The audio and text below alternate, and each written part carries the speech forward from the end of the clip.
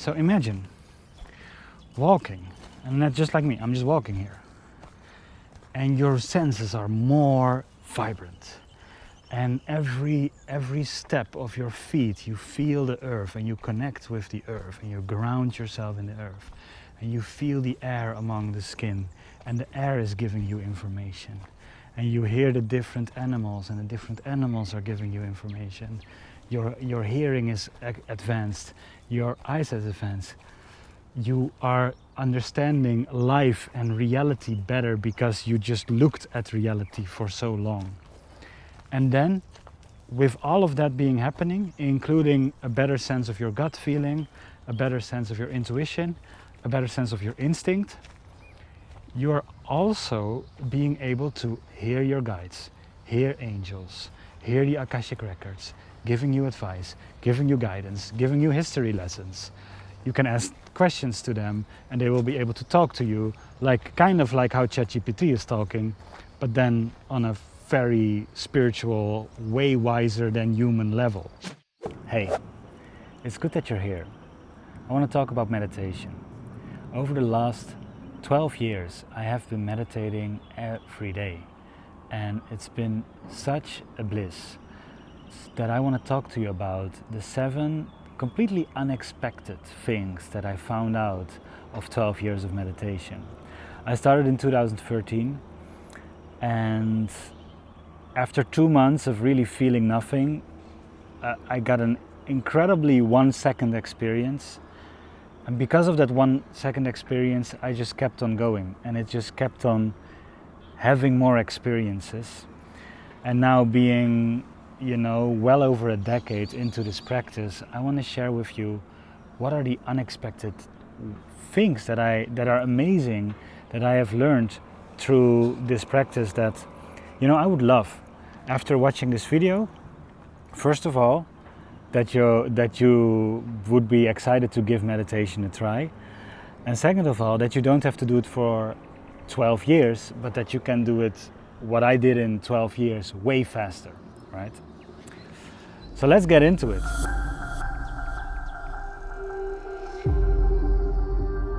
Point 1. Nobody knows how a fit mind looks like. It's an inner experience, and it's hard to talk about. Now, what do I mean with a fit mind? Meditation can be very much linked with going to the gym, right? But a fit body, you can see when somebody worked out for 12 years, you can see that. But a fit mind, you cannot necessarily see that. So, of course, in the interaction with somebody, you will experience it. When something happens and everyone freaks out and the meditator is just there like, interesting. And he keeps his breath deep and he just sees life as any other moment, right? He doesn't flinch. That is what a fit mind maybe look like in some situations, but you cannot see it. It's an absolutely inner experience. Now, what is so beautiful is that meditation trains the mind, just like going to the gym and sports trains the muscles of the body. Now, the mind is such an interesting thing because it renders our reality, right? It not only thinks, it also renders our complete reality. So, without the mind you couldn't see, without the mind you couldn't hear, without the mind you couldn't feel. The mind processes all of that inside of your body. So when you start to get fit, when it comes to the mind being fit, your renderer of reality becomes fit. And it's so hard to explain this, but it's so beautiful to experience this. For example, everything becomes more vivid. You start to, and I will go more into these points more deeply, but reality is an incredibly amazing experience. It's an incredibly amazing journey that we have. Now, when your mind becomes fit in itself, it will become better and better in rendering that reality for you. So you can become a better experiencer of reality, and most of the time you will see things way more clearer. in a way. Now I know some of you might be like, man, how do I do that? My mind seems so chaotic and all over the place, and you might feel panic from time to time. You might feel that you're moving into reactions that you can't control. For me, that's the same as a weight in the gym that you cannot lift yet. But just like some weights in the gym look impossible, but when you work out for 2 months, you're able to lift them with the greatest ease. Just like that, something that might seem impossible right now when it comes to, oh my God, I can never stop my thoughts, for example. That's just another weight that now seems impossible, but when you start training your mind, at one point it becomes easy to stop your thoughts. It becomes easy to control your thoughts. It becomes easy to focus. It becomes easy to concentrate. It becomes easy to shift your perspective in the moment. These things are all part of a fit mind, and the fit mind becomes very great in doing that when you train it, right? But nobody can see it on the outside. Yes, somebody might notice it, but nobody can really see it. If you see somebody walking on the street, you don't see if they have a fit mind or not, but you definitely see if they have a fit body or not. So it's a little bit of an inner game that we're going to talk about, and that's also what it makes this a little bit more different. And I think it's one of the problems that because it's an inner game, there is no language for it yet, right? So we are like, we're in this, and we can explain all of this so beautiful. We can explain the harbor and the forest and which trees there are and which animals there are. In the outside world we have so much words for, and we have so much defined. But in the inside world, even though meditation really brings you in the inside world, there is not much words defined. So when somebody talks about it, like I'm just doing, I might sound woo-woo, but it's not really woo-woo. And I will talk more about woo-woo later, because that's a whole topic on its own. It's not really woo-woo, we just don't have the words for it. So it sounds vague, but it's actually a super real experience. It's an experience of fitness. It's an experience of vitality. Just like when you start running and when you start training in the gym, you will start to feel more and more fit. The same happens with meditation. You will become more and more fit. That's not at all a woo-woo experience. That is a completely amazing and beautiful experience. Let's go to step 2 while I go walking. Point 2. Peace. Point 2 is an incredibly beautiful point, and that is that when you start meditating, you see how many people are fixed on the 3rd dimension. What I mean with that is the physical dimension. It's the dimension of the senses. It's what the senses tune us into. But when you start meditating, of course, you start opening up to your inner world and to the more subtler layers of reality, which includes different dimensions. Dimensions outside of time. Dimensions outside of place, outside of time, and they feel very interesting and different. And at the same time, you will notice how many people are extremely fixed on the 3rd dimension, as if that's the only reality. Well, if you just go look within, you will see that that is not the only reality. Like, your state of being has so many different forms of reality, right? So, what do I mean with that? Now, first of all, if you look at the spectrum of light, or you look at the spectrum of sound, in both cases you will see that we are only able to perceive a very small slit of the amount of light that is available to us. Now, it's not that we are not receiving this light. Our senses are not processing this light. For some are more high sensitive. They are able to see this light in greater depth. But a lot of us, including myself, I'm not sensitive by default. I became a little bit more sensitive by meditating, but I definitely was not sensitive by default. I'm not high sensitive by default. And in so doing, I only saw the 3rd dimensional colors. And I only heard the 3rd dimensional sounds. which is absolutely normal. But to say that this is the only reality and to get all wrapped up around it is for me such a limited place to come from, especially when you experience all of these different realities. And you're like, oh my God, this is... And many of these realities are more beautiful, they're more lighter, they're more based in love. So many of these realities are like, oh my God, there's so much love here that I can just tap into.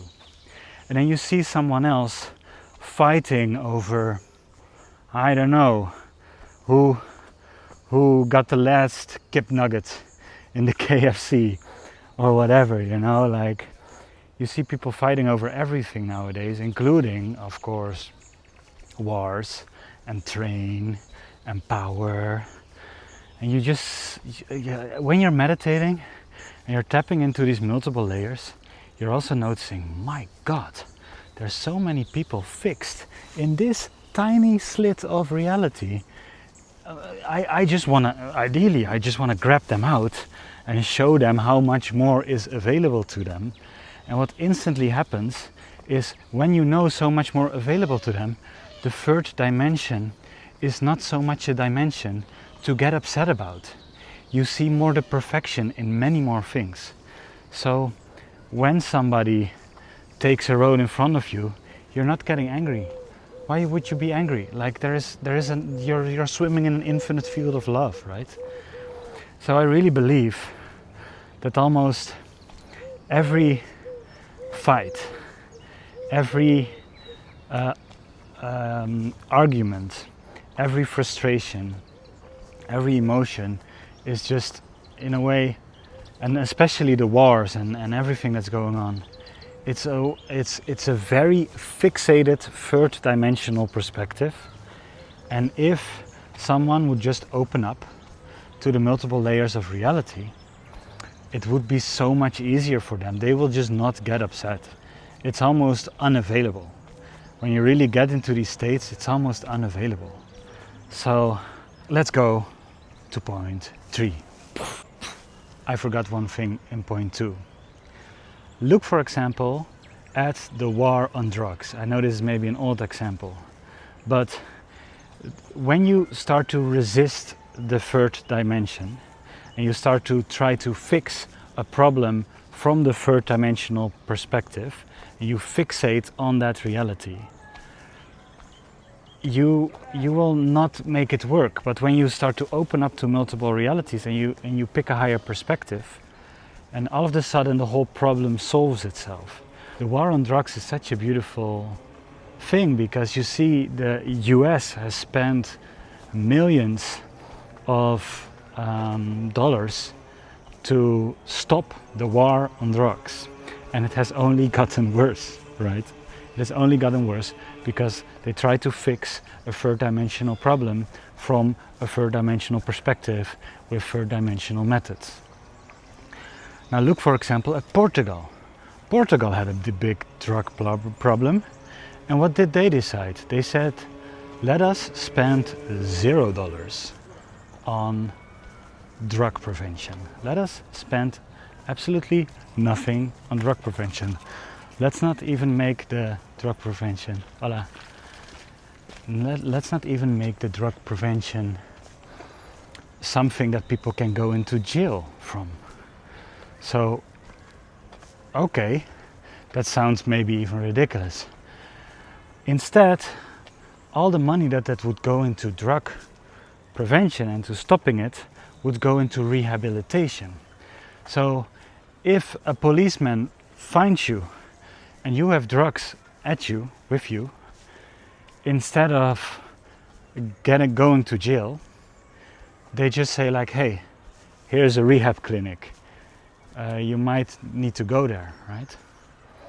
And as soon as they implemented it, there was a little rise in criminality, and then it dropped. It dropped all the way to the bottom over there. And yeah, there's almost no problem anymore. So what they did is they found a higher perspective. They didn't try to fix the problem from the third dimension. they found a higher perspective, they found a better solution, they implemented it, they're not fighting, and all of a sudden the whole thing starts trickling down. This is happening constantly in someone's life. And that's what I like so much about meditation, is that you can always find a higher perspective. If you find yourself fighting something that is not according to your will or your liking or whatever, it just means you're having a too fixated perspective, too narrow perspective. You should open your vision a little bit, especially if you can open to the multiple dimensions, and there will be an answer. You know, I connect to the Akashic Records. Sometimes I connect to the Akashic Records with a reading or with a friend or whatever, and they're completely into a problem. And I connect, I ask a question, and one sentence from a higher dimension solves the whole problem. I had someone who booked a reading with me, and she was like, oh my God, I have so much to talk about. And she asked the first question. And the Akashic Records gave her a first answer. And Akashic Records is 8-dimensional, so it's a way different perspective than the third dimension. And after 10 minutes of the reading, they solved all of her problems. She thought that she needed 2-hour reading. But after the first 10 minutes, like they literally said a couple of sentences and they solved the whole shebang. Everything was clear to her. Now that is what going into a higher perspective can do. And that's what I see so clearly now, is the fixation on the third dimension, while the multiple dimensional perspective, including the third dimension, it's definitely part of reality. But including the third dimension, oh man, the whole life becomes so different. Okay, I've been talking a lot about this topic. Let's go now truly into point 3. Point 3. This is a beautiful one that most people have backwards. Meditation itself can be completely chaotic and intense. But then the rest of the day you have a very calm mind. And what I see most people thinking that believe meditation is not working for them, is they believe they need to calm their mind inside of the meditation. They don't understand that it's a side effect of the meditation. And it's like a completely backward thing, right? Like it's completely backward. They're like, oh, it's not working. My mind was not calm. I have been thinking for 30 minutes and I had the feeling nothing was happening. And they didn't understand that, hey.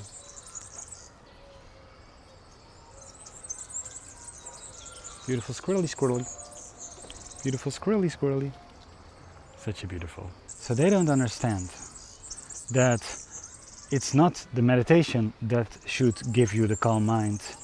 It's you being in the chaos, being with your thoughts, being with the emotions, being with the feelings you don't want to feel, and the experiences that you actually don't want to look at. If you can be and process these feelings in the meditation, which is extremely chaotic and intense, then the side effect of that will be an extremely calm mind the rest of the day. And some people have the feeling they need to have the calm mind in the meditation, and then the rest of the day is completely frustrated. So it's a complete reverse of what most people think meditation is. Let yourself be in the chaos. Let yourself be in the mess. Dive into all the things you do not want to experience. And you will notice that after a half an hour of doing that, or an hour of doing that, you will come out feeling so much calmer, so much better. And what I really feel in meditation, you're proactively processing your life, while otherwise the life will process you. Now, what does that mean? That means that, for example, if I like life will always, for example, get the emotions that are stuck inside of you. Life will definitely get that out of you. But you can do that proactively by meditating and by being with the emotion. And then you process it in a very safe space, or life will trigger you so you can be with that emotion. And that can look so many ways. That can look like an accident, that can look like a fight, that can look like something you really don't want to happen. And in so doing, you will experience life as a very much like a weird whirlwind of emotions.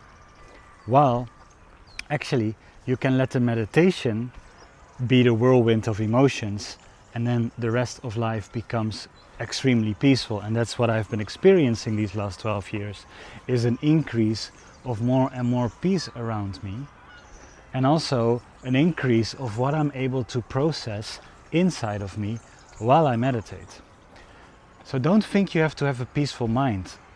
Man, it can be messy, it can be absolutely, you can really be in the places inside, and you're just on a couch, right? You're just sitting, or laying down. There's literally nothing happening around you, but inside of you, you can process the most deep, weird, and crazy emotions and things that you thought you would have left past you 20 years ago can come up so strongly, and you can feel like a child again that is just crying about something, or deeply feel alone, or whatever have you. It can be so chaotic. And then the rest of the day you feel like light like a feather. Everything works out for you, and you're just on point. You're just absolutely on a roll. So really keep that in mind. Especially if you haven't tried it for a longer period of time, you might have had the misunderstanding that it needed to be peaceful from the get-go. No, the peace is a side effect of you being in the mess.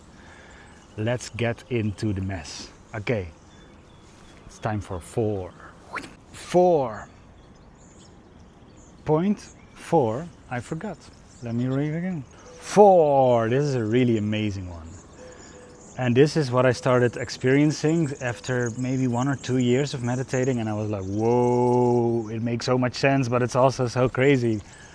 And that is, when you start to experience this peace more and more, and you start to proactively with your thoughts, and you find the mute button of your thoughts in a way, and you will be able to just be in a state of non-thinking most of your days.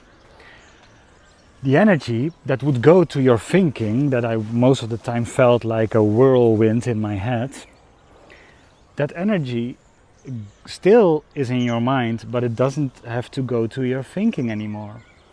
So when it is not in your thinking, where is it? What I experienced is, first of all, it went to my senses.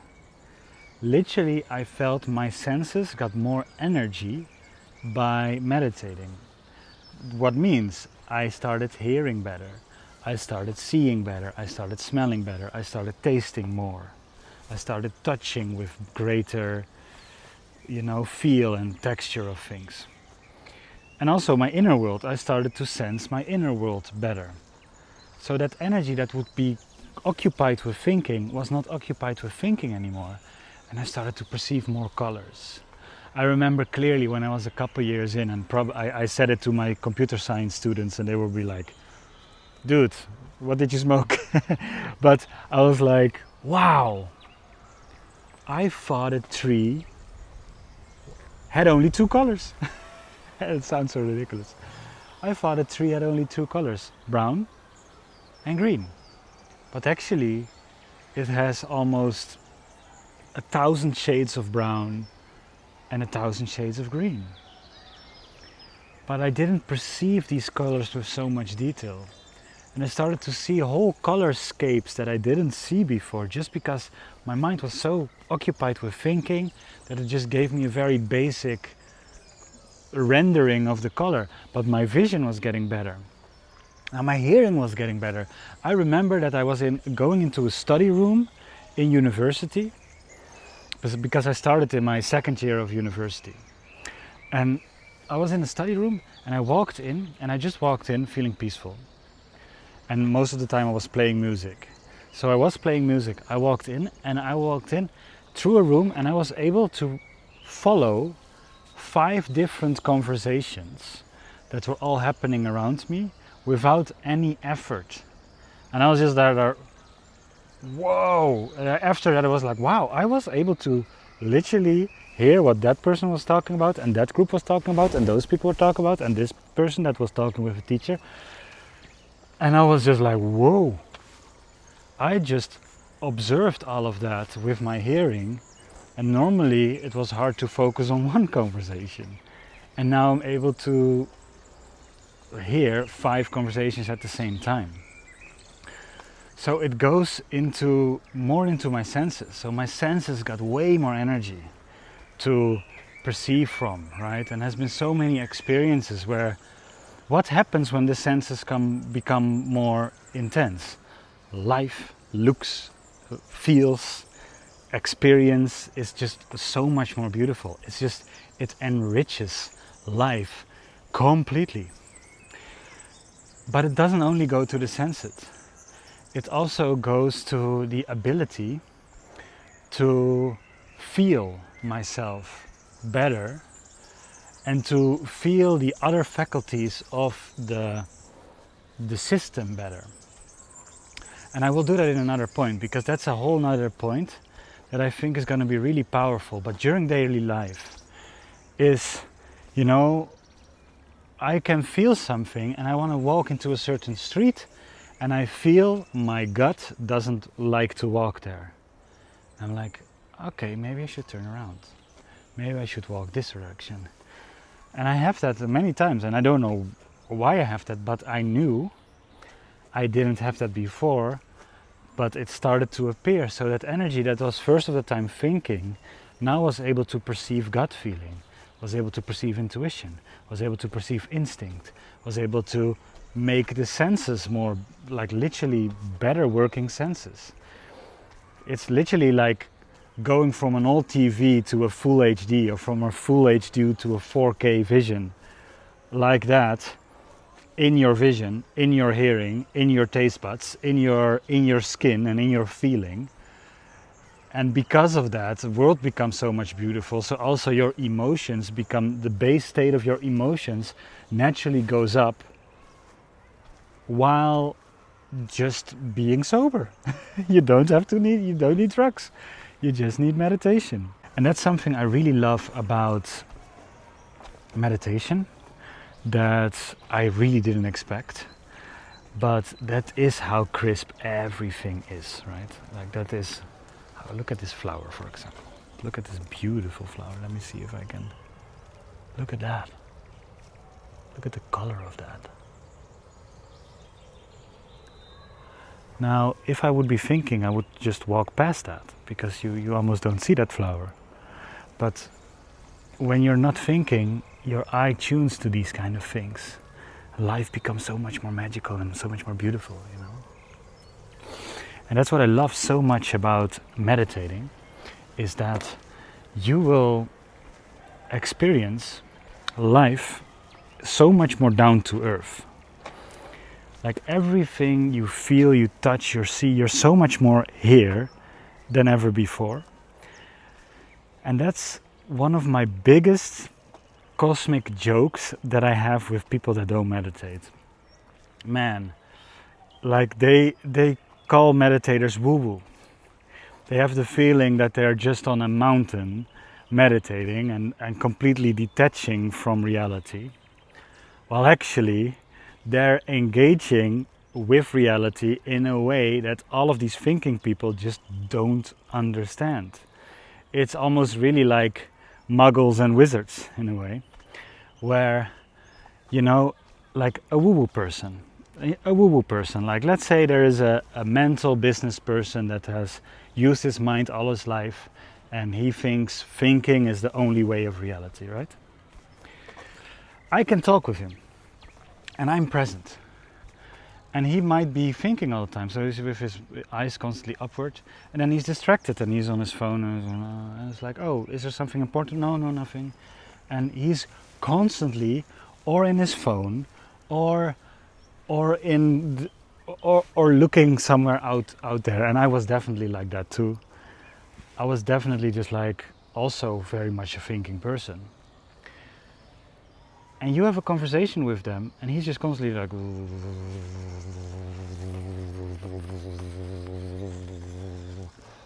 and they call me woo woo.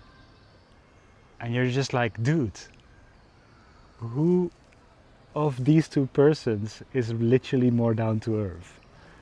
I feel connected with my body, with my senses, with the moment. I'm absolutely present here, feeling everything I can feel, you know, and you have the feeling that this is a woo-woo experience. It's again completely the opposite. Like the people that call meditative people woo-woo are actually probably the most woo-woo because they're so invested in their mind, they don't even realize how invested in their mind they are. I'm, for example, in an autobus, like I'm in a bus, right? It's been a while since I've been in a bus, but when I was a student, I was still a lot of times in the bus. And I'm in the bus, and of the maybe 25 people in the bus, I'm the only one not looking at my phone, right? And I'm just looking in front of me, meditating. Like I like to meditate with my eyes open.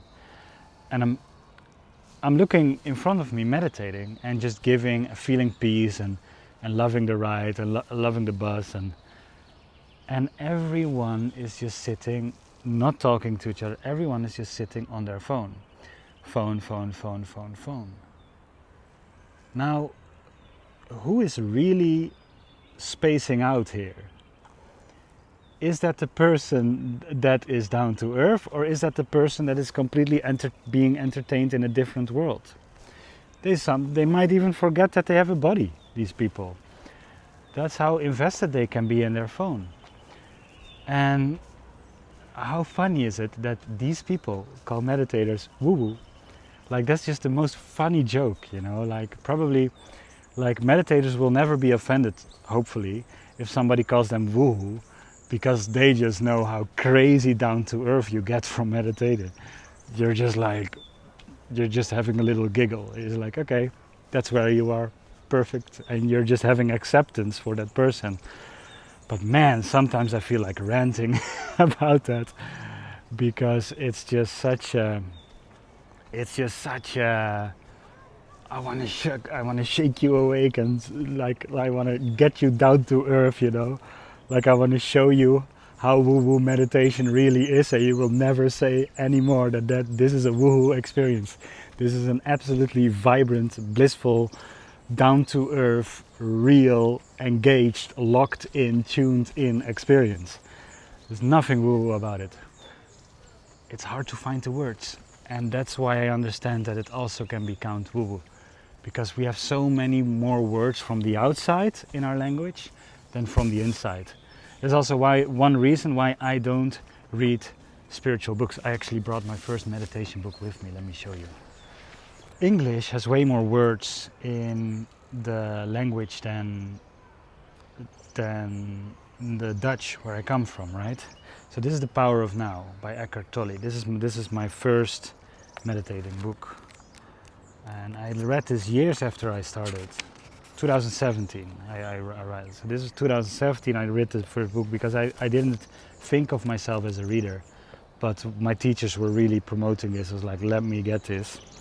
Right, I will put a link in the description if you haven't read it, because it's truly an amazing book. It's actually about constantly meditating. It's one of my next points, but it's about not meditating like as sitting still for half an hour or an hour. It's really like constantly being in the flow. But the words, right? The English has way better words to describe the inner state than Dutch, for example. I was reading, I saw it in somebody's bookshelf. I saw a Dutch version of the book.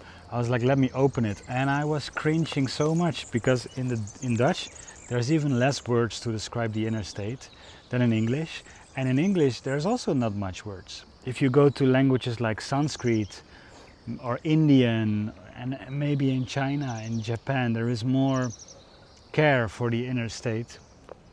They have more words for how to describe certain things, but we don't have much of this, and that's also why it might be called a woo-woo, right? Because when somebody tries to explain what they are experiencing, they're like, I don't know the word for it. Yeah, of course you sound woo, but what they are experiencing is the opposite of woo. So that's such a joke. I love it. I just wanted to rant on it a little bit. Let's go to the next point. Point 5. Let's go. Point 5. This one is a really great one. This one is almost like toothbrushing. You know, when you are used to brushing your teeth and you don't brush your teeth for 1 day or 2 days, you get all like, oh man, I really want to brush my teeth. Now the same happens with meditating. Once you get the gist of it, once you get into the groove of meditation, when you're like, oh yeah, this is nice, this feels amazing, I get more present and more present, and at one point you stop for a couple days, yeah, then you definitely feel like, no, I really need to keep on going. I was in such an amazing state. And sometimes you need to stop to kind of understand what you have been doing, because with meditation you grow very gradually. So sometimes you have no clue what is happening until you stop. And then all of a sudden you're like, oh, whoa, I have been doing all of this and now my old state comes back. You're like, oh wow, I have no appetite in thinking so much anymore. And that's so beautiful about this, because you can really become, you know, like once you get to know this new state of your being, this new state of life that meditating unlocks for you, at one point that becomes so delicious, you just don't want to go back anymore to the old state. It's completely, you know, it's like done. You just like, why would I ever go back? And that's how good it is. That's how absolutely good it is. So at one point, you don't want to stop meditating anymore because it is just so good. Now, of course, what also starts happening is that meditation becomes more and more of your default. So I started noticing the moment where instead of waiting in line, I started meditating in line, right? Instead of, you know, waiting for anything, I just started meditating for anything. I just like, okay, this is a perfect moment to just go inside and to feel and to see what's happening inside of my body and to be present and to lock in. And so waiting became something of the past. I haven't waited in many, many years. Because why would I wait? Like, why would I wait if I can meditate? That's a good quote. So you want to be in that, like, it becomes so delicious that you're like, and you can do it everywhere all the time, you know, you can always lock into a meditation. So at one point it becomes so delicious that you do it in the bus, you do it in the line, you do it when you're in a restaurant, you do it when you are in a plane, you do it when you're just, you know, having fun. At one point it becomes a completely default thing to keep on being present. And I love that. Like, I didn't expect it to be so good. Because I don't know if I fully told you in this video, I started meditating because I was so much in my mind. I was so much in my mind that sometimes I wanted to do something, but I was thinking about how to do it for so long, and then the opportunity completely passed away. And I was like, okay, I have spent all this thought on how to approach or how to do this particular thing. It might be a person to talk to, it might be something to tackle, it might be to bring something in a conversation that was happening. But because I was thinking so much, I completely immobilized myself with thinking that at one point the moment was gone, and I was just like, you know, I was like, I don't know what to say, I don't know what to do, you know, from the outside I was looking like that, like, but from the inside I was like, whoa, man, I want to say this, I want to say that, how do I say that, blah, blah, blah. Is my hair okay, is my shirt okay, like, do you think I can say it, is this the right moment, is that the right moment, is this the right moment, is that the right moment? That was my inner thinking, in a way. It's almost hard to imitate that now, because it's been many years since I don't feel that anymore. But anyway, you can be completely free of the thinker, especially of the excessive thinker. You can be absolutely free from that, right? And that's what's so beautiful about this.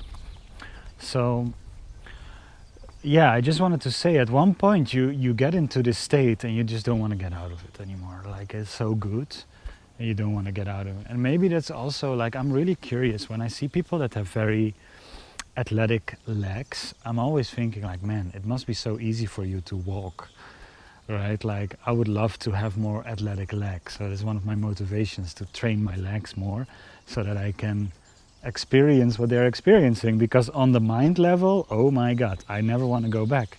So maybe when you have athletic legs or you're running a lot, you might never want to go back, because the running state of you and the after effect of you running is so much more amazing than the lazy state you're in when you're not running. It's the same with meditation. At one point you don't want to go back, and I hope everyone experiences that point in this lifetime. That's one reason why I make this video. I would love to be a pointer to show you this is possible, this is awesome. I love it. I'm never gonna stop, and I hope you join me or you continue your practice because of this, because it's been so good. So I've been thinking so much, and we started getting into personal development. I need to continue my story. I was thinking so much that I was immobilizing myself. And we were getting into personal development, and it was especially social development, like talking more to people, getting out there. And first we tried with alcohol, and of course with alcohol it's easier to get loose. But after a year of using alcohol for that, it became the worst, you know. Like, I was 19 or 20, turning 20, and when I was turning 20 I was like, I'm not gonna drink every day of my life just to be able to talk to people. I need to be able to talk to people without it. And then we looked for it, and our teacher, actually one of the teachers that we were already following, had an amazing video that was just like how to meditate. And this was the video that opened my mind, and luckily me and a couple of others started to stop drinking. It became very excited to go out sober and to go meditating. It became a very exciting thing. And at one point, as a young student, I started to experience stuff that I just couldn't explain to my peers. I was so like, whoa, what is going on here? So yeah, that's what it's really a very beautiful journey. But I didn't expect all of this whole video. I didn't expect all of this to happen. I just wanted to talk to people. I just started meditating because I wanted to talk to people without alcohol. That was the only reason, and it gave me all of this, you know, which I'm so grateful for. Let's go to the next point. Point 6. This is a really amazing one that I would have never experienced or never would have expected. When you start to look inside of yourself,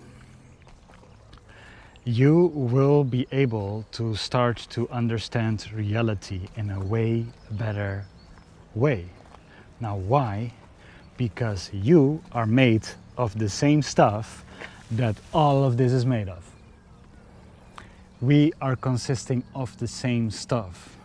When you start watching the stuff, you will start to understand the stuff. And the stuff is a very complex thing, because your stuff consists of thoughts and emotions and molecules and cells, and even a lot of space in between the molecules and in between the atoms. So you start to witness something that is made of reality. And by witnessing constantly reality, you will understand more of reality. And I started to see very interesting patterns happening. When I was in a physics class, and at one point I was like, just understanding it at a very deep level, because I saw the same pattern happening inside of my body. And it was especially amazing. Like okay, let me give two examples. Let me give a societal example about reality and a quantum physics example about reality. First, a societal example, right? For example, I said a lot of example. By looking within, what you will find is you will sometimes find triggers. You will find trapped emotions.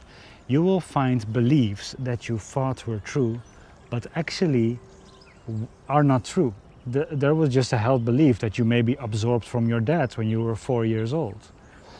And by constantly looking at yourself, you will find things that are in there that you don't have to carry anymore. Now, how do you stop carrying them? You stop carrying them by literally observing them, and at one point they will start moving and they will get very intense, and then they get out of the body. It's almost like as if God just has a big ass hand and is just like, and it just gets it out of the body. So, okay, this is beautiful.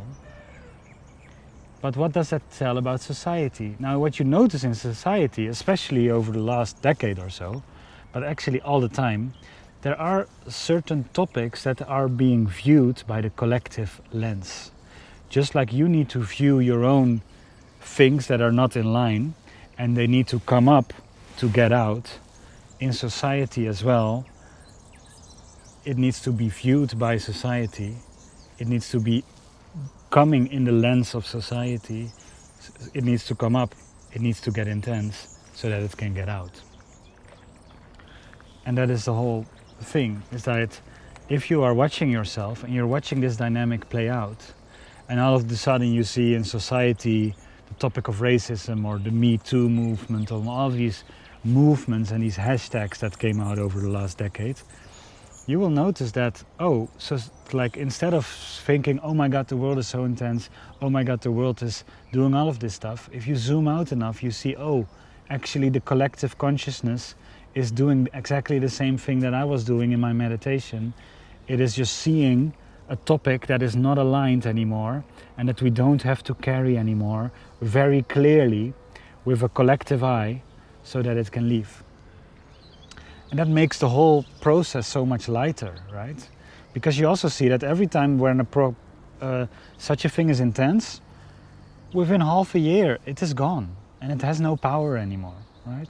It becomes intense, it becomes very, and if we are able to look at it from every perspective we can look at it, it will probably leave our consciousness and it is not needed anymore. Slavery was once a thing.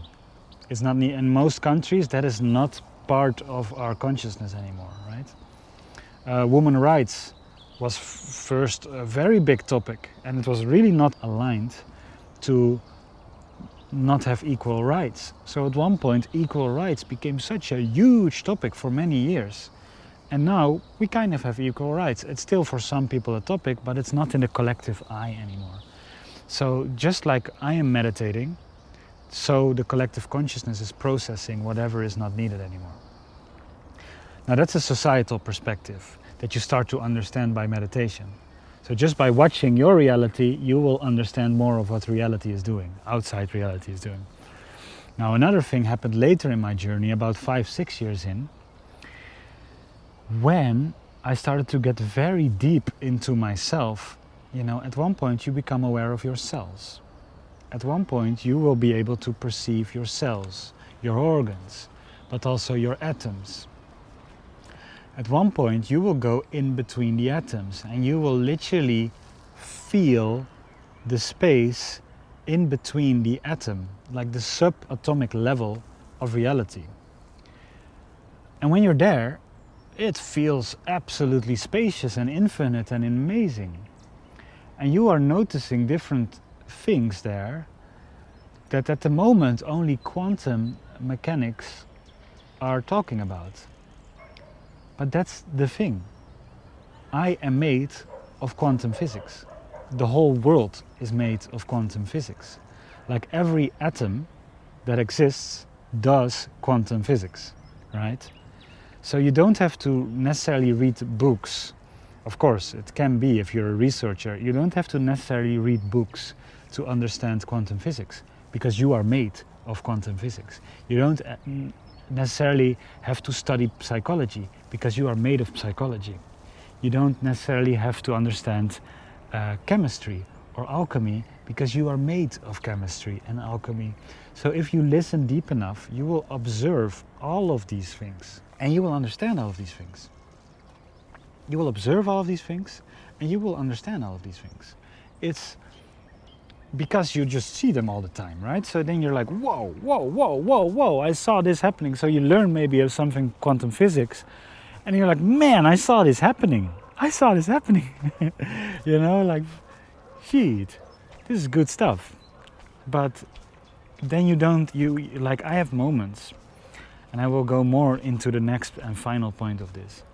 But I had moments where I learned something in class or in a personal development teacher, but I already knew it because I meditated, right? So at one point, the best book I could read was to just be in the present moment. The best way to learn was to just be in the present moment. This is what I believe is one of the reasons why mystics 5,000 years ago were able to talk about these things in quantum physics that quantum physics is now realizing, right? And they were able to see patterns and they were able to see geometry that is like very specific. Now, how did they do that? I think they were just meditating, like, because if you look at your own reality, you will see reality. And when you see reality, you really see how this world is working and how it is working on a psychological level, on a mental level, on an emotional level, on a physical level, and also on a quantum physical level. So some people are like, oh my God, how could these mystics 5,000 years ago write a book about this? And now in 2025, we're experiencing exactly the same thing, but now we're measuring it with science. We already had one of the best measurement devices on the planet 5,000 years ago, and that was our body, our mind, our being. So, of course they knew that. Everyone who meditates can understand that. And that's what's so beautiful about it. So, when you look inside of yourself, you look into reality.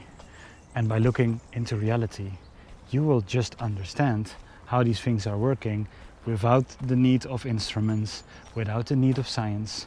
You will just feel it, you will just understand it. And that's maybe it's a little bit more advanced. You might not feel this in the beginning, but this is such an incredibly amazing experience, because who needs books, right? Who needs books?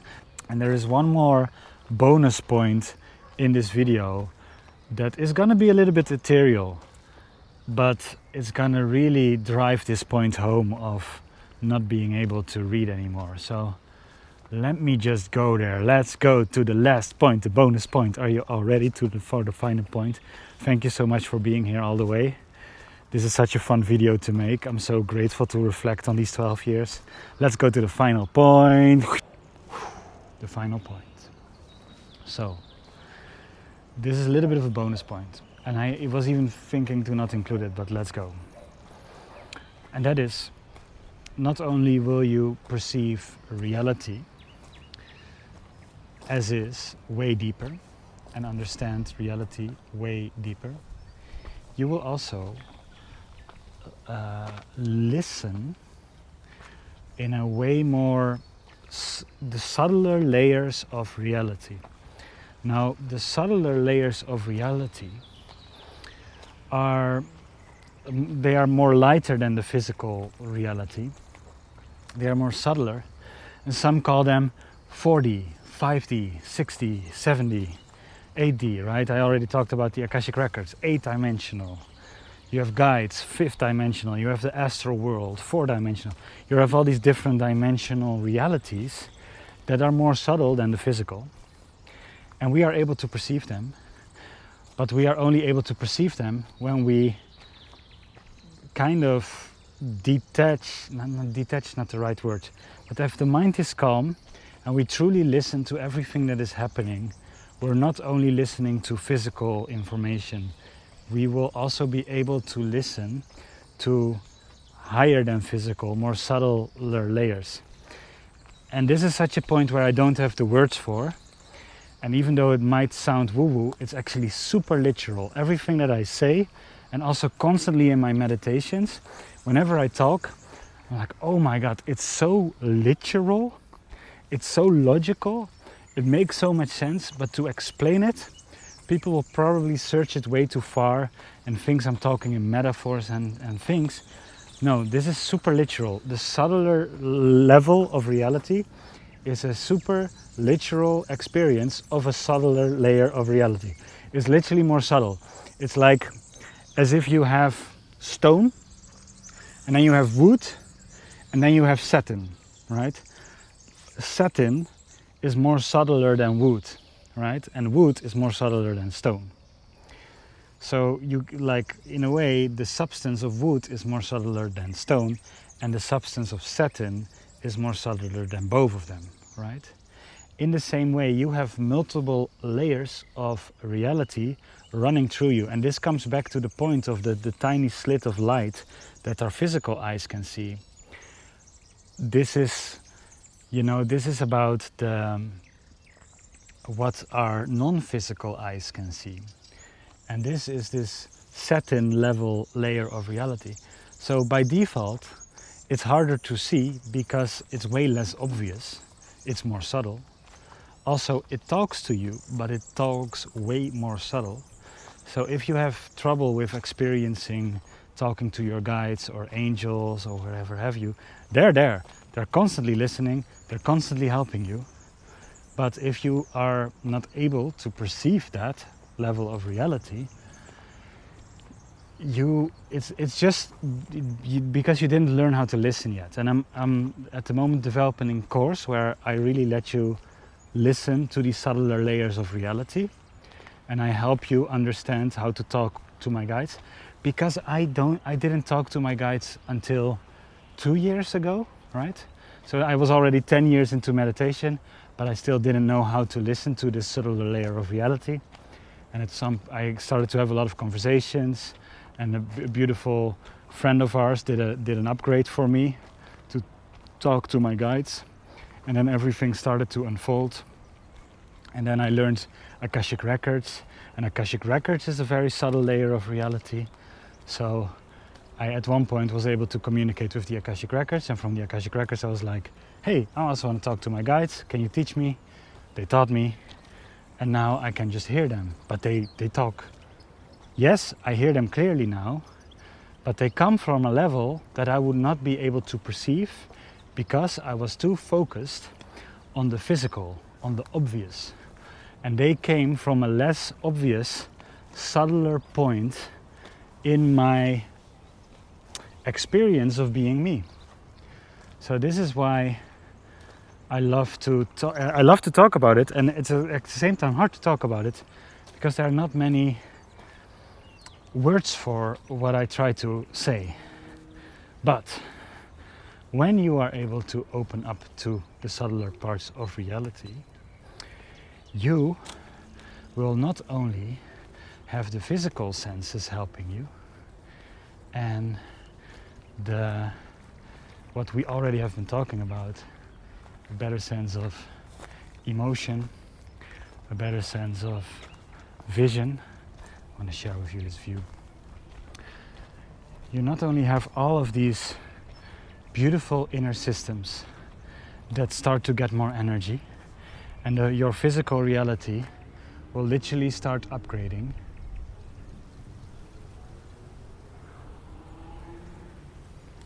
Not only that, also the subtler layers will start to guide you and to help you in ways that are perceivable.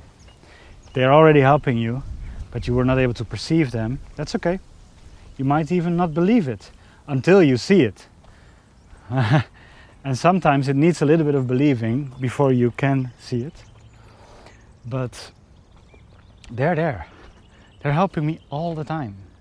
They're constantly in an incredibly beautiful space of love, and they're helping me all the time. So imagine walking, and that's just like me, I'm just walking here, and your senses are more vibrant, and every step of your feet you feel the earth, and you connect with the earth, and you ground yourself in the earth, and you feel the air among the skin, and the air is giving you information, and you hear the different animals, and the different animals are giving you information. Your hearing is advanced, your eyesight is advanced.